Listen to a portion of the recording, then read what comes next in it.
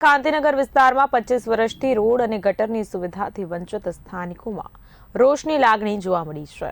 મોરબી શહેરના સામાકાંઠા વિસ્તારમાં આવેલા ગાંધીનગરમાં છેલ્લા 20 થી 25 વર્ષથી રોડ અને રસ્તા તથા ગટર જેવી પાયાની સુવિધાઓનો અભાવ છે।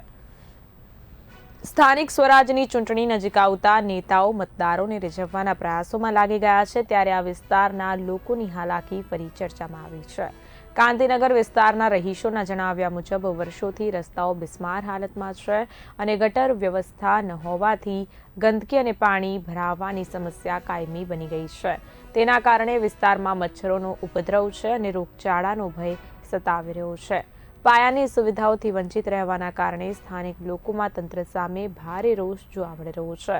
ચૂંટણી સમયે વાયદા તો થાય છે, પરંતુ ચૂંટણી બાદ કોઈ ધ્યાન આપતું નથી તેવી ફરિયાદ લોકોએ કરી હતી। રહીશોએ તાકીદે રોડ, રસ્તા અને ગટરની સુવિધા ઉપલબ્ધ કરાવવાની માંગ કરી છે।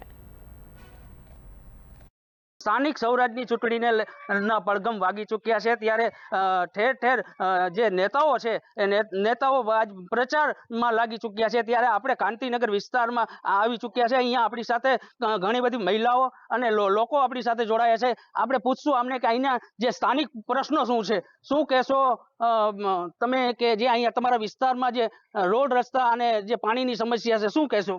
પાણી માટે અહીંયા કોઈ કઈ સુવિધા નથી કરી, નથી રસ્તા ઉપર સુવિધા કરી। અહીંયા પણ ખાડા ખબડા છે, નાના નાના બચ્ચા મોટા હરેકને તકલીફ તો ઘણી બધી પડે જ છે।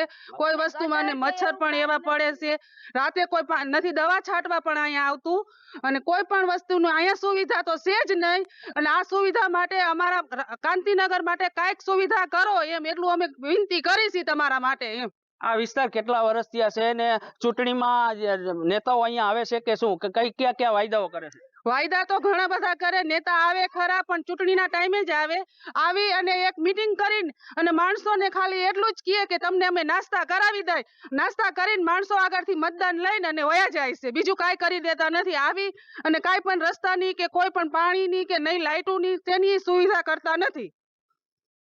હાલ આપણી જોડે બીજા અન્ય બી મહિલાઓ છે, આપણે એમની સાથે વાત કરશું। શું કહેશો તમારા વિસ્તારમાં કઈ કઈ સમસ્યા છે, શું કહેશો?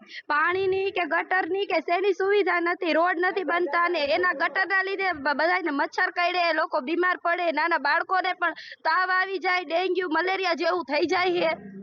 અને જેમ બને એમ મત લઈ જાય પણ કઈ કામ નથી કરી દેતા, તો ખાલી મતલબ હોય પછી કઈ મતલબ ન હોય। અન્ય પણ એક મહિલા આપણી સાથે છે, આપણે એમની સાથે વાત કરશું। શું કહેશો તમારા વિસ્તારમાં કયા કયા પ્રકારની અસુવિધા છે? અમારા વિસ્તારમાં આજે કેટલા 25 વર્ષથી આ ગાંધીનગરમાં બધા રહેવા આવ્યા છે, બધા વસે છે, પણ કોઈ જાતની સુવિધા નથી। નથી ગટરની સુવિધા, નથી હારી શેરી કે ગલી, કાંઈ નથી થાંભલે લાઇટું નથી। નાના છોકરા રમતા હોય તો રાતે નીકળવું કેમ, બારે ફરવું કેમ, વાહન વાળાને આવું જવું કેમ, બધા જ હેરાન છે। બાલ મંદિરની સુવિધા નથી। આજ કેટલા વર્ષથી બાલ મંદિર ચાલુ છે, પણ ભાડે 6 મહિને આ શેરીમાં હોય, 6 મહિને બીજી શેરીમાં હોય, બસ અહીંયાથી અહીંયા ફરે છે। સરકારી બાલ મંદિર અહીંયા નથી અમારે। કેટલા વર્ષોથી તમે અહીંયા રહ્યો છો ને કેટલા વર્ષથી ગટર, રોડ, રસ્તાની આ અસુવિધા છે? અમે 20 થી 25 વર્ષ થયા છે અમે અહીંયા આવ્યા છે રહેવા એને, પણ કોઈ જાતની સુવિધા કે સગવડ અમને મળતી નથી। 5-5 વર્ષે જ્યારે ચૂંટણી આવે છે ત્યારે લોકો આવે છે, ચા નાસ્તા ભજીયા કરાવીને વયા જાય છે। વોટ માટે વાહનો મૂકે છે કે હાલો રિક્ષા આવી છે, તમે બેસી જાઓ, વોટ આપી જાઓ, વોટ આપી જાઓ। ચૂંટણી પતી જાય પછી કોઈ સામું જોતું નથી ને કોઈ આવતું નથી, ખોટા વાયદા કરીને વયા જાય છે બધા। બિલકુલ થી છેલ્લા 20 થી 25 વર્ષથી આ વિસ્તારમાં પાયાની સુવિધાથી લઈને લોકો હાલ ભોગવી રહ્યા છે। નથી રોડ, રસ્તા, ગટર કે મચ્છરની મોટી સમસ્યા છે। ત્યારે આપણી સાથે અન્ય એક ભાઈ પણ જોડાયા છે, આપણે એમની સાથે વાત કરશું। શું કહેશો તમારા વિસ્તારમાં કયા કયા પ્રકારની અસુવિધા છે ને શું તમે ચાહો છો?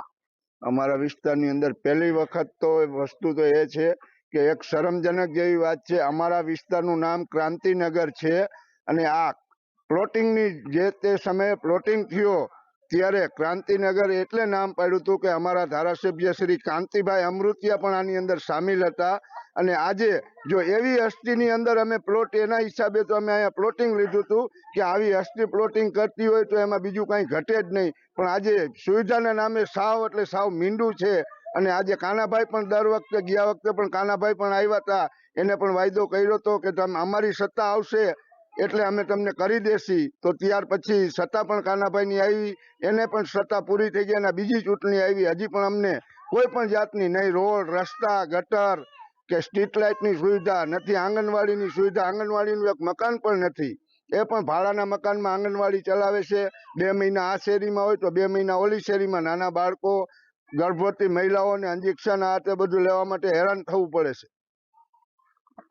હાલ આ ચૂંટણીના જે પ્રચારમાં જે લોકો નેતાઓ આવી રહ્યા છે ત્યારે ક્યાંક ને ક્યાંક આ જે વિસ્તારના લોકો છે તેને નારાજગી જોવા મળી રહી છે. કેટલા ઘણા વર્ષોથી આ વિસ્તારમાં પાયાની સુવિધાથી લોકો વંચિત છે. ત્યારે હવે જોવાનું રહ્યું કે આવનારા દિવસોમાં શું થાય છે.